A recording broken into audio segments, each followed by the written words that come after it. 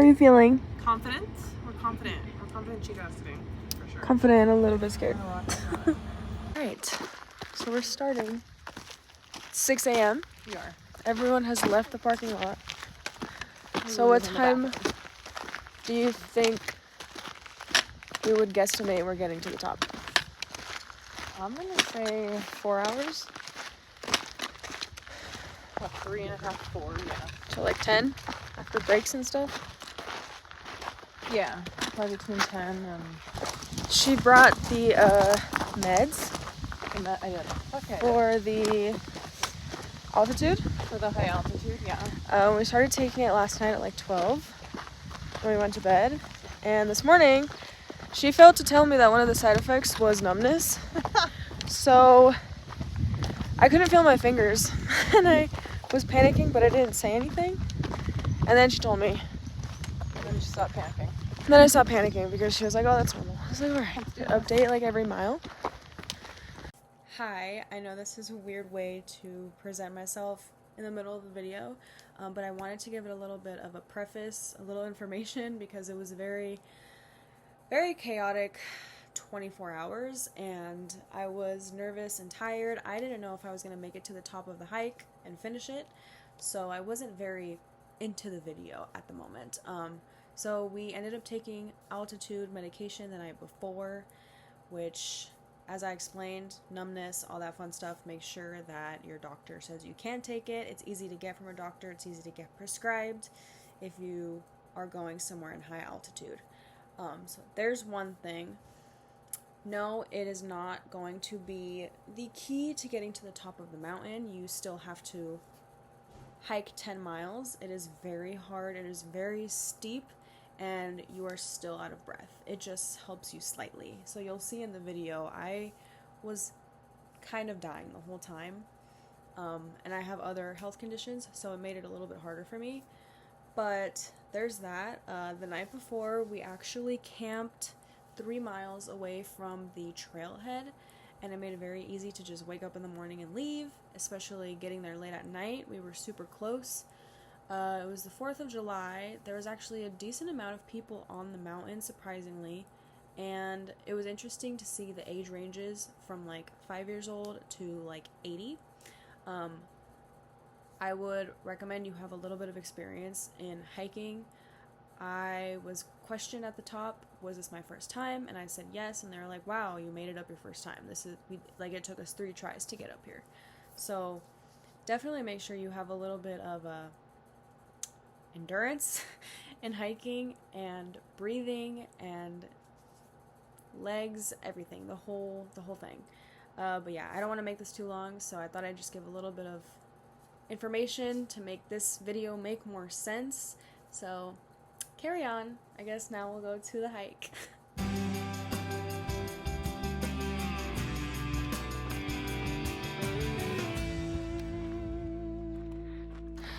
So I switched hats because it got less cold. I'm wearing my patriotic attire. And we're 1.75 of the ways up. So we're almost halfway to the saddle.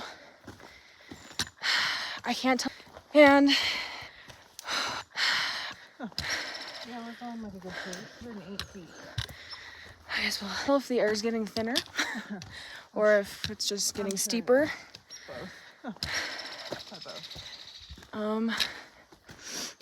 It is pretty intense, but as of right now, I feel like it's not as bad as I anticipated it to be. Yeah, we're going like a good pace. But the air's definitely thin, and it's a steep. What's our elevation gain so far? Elevation gain is at 808 feet. Yeah. So we're almost to 1,000. So we're almost a third of the way with the elevation, and a half of the way to the saddle. I'm forgetting how to talk. And you can see he's right there. And we're taking a break 2 miles in, so I guess we'll discuss a little bit more when we get there. So Mount Humphreys is a very old volcano. She sits at the north side of downtown Flagstaff. You can actually see her from town. This mountain, this area, it's known for a lot of trails for hiking, snow bowl, skiing, snowboarding, all that fun stuff. Oh, so we're almost halfway. We are so we're halfway to the saddle, right? We're a little over 2 miles. And then our gain so far is 1,116 feet in gain. So what's the total, like 3,000? So it's like 3,300. So we're almost about half. a third of the way. Now we are, I'm gonna call them the lava caves. I don't know if that's accurate. I don't think so. The lava rocks? I might have just made that up because they don't look lava. This area, there's supposed to be a plane crash from, I don't know the year, a long time ago. But people bring their coordinates for it and they try to locate it. So with a little bit of Google's help, we learned that on September 25th, 1944, a U.S. Army Corps B-24 Liberator bomber crashed into Boulder Field near the top of Humphreys Peak in Arizona, killing 8 crew members on board. This crash site is accessible, but with the right coordinates, a lot of experience, you can see it. A couple of the pieces are still intact, and it is visible among the boulders. But it's cool. And there's no, like, trail right here, so I don't know. We have the 4th of July gear. We already got compliments by some other people with matching socks. Show them your socks. Because we have matching, we have matching socks too. Show me your socks. Red, white, and blue. All right, Exciting. So guess we'll update you guys at the saddle. Let's do this. So we made it to the saddle. It is crazy looking up here, and I can see the peak. But we have another mile to the peak. But I think we're gonna eat lunch. Catch up because it was rough to get up here. And then make our way right here. And we have, I think it's 3 fall summits ahead of us too. So we'll see how this goes.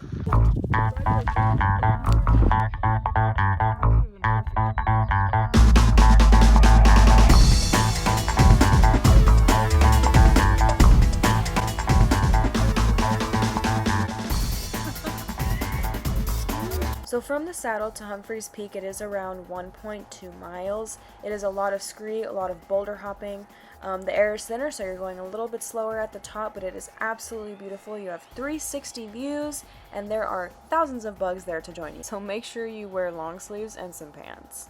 Trust me, you're gonna need them. Oh, the peak is right here. Is it 0.4 left?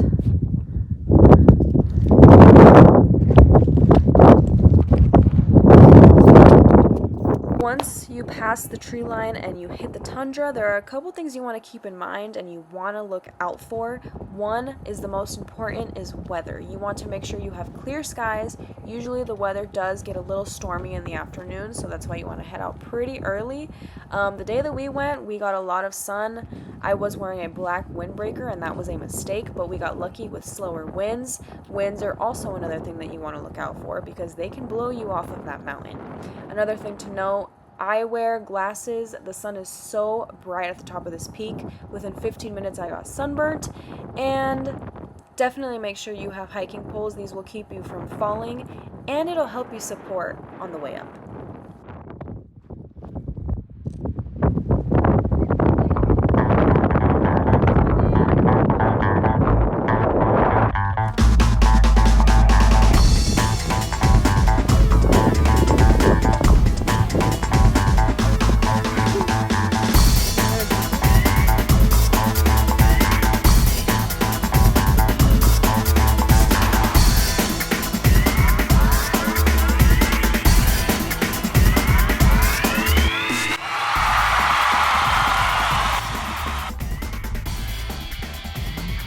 So Mount Humphreys does sit on one of the tallest cities in Arizona, and the peak sits at 12,633 feet, which is pretty freaking high.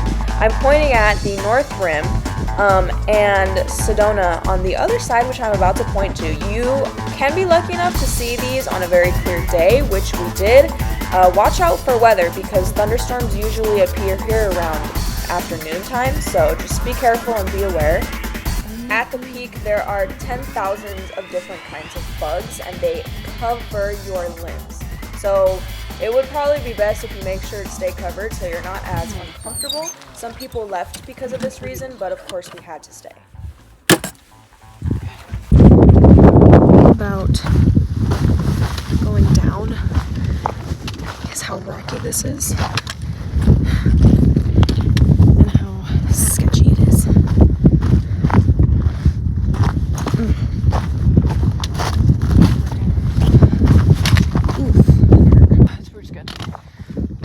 Without these, I would have probably fallen a little bit, and you could roll off the mountain if you really wanted to.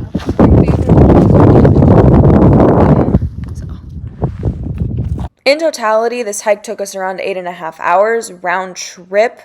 The trail itself from the top to the bottom is, as you can see it in this clip, which isn't as bad, but it's pretty stumpy, it's pretty rocky, so your feet are gonna hurt. The question is this hike worth it? The answer is yes, if you have experience in hiking, and even if you try it and you don't make it to the top, this is a stunning view, and everyone needs to see it at least once in their life. I never thought it was gonna end. I thought it was never gonna end. I'm so tired. The trail is full of branches and rocks, and so your footing is garbage, and so you're always bending your foot. Our feet,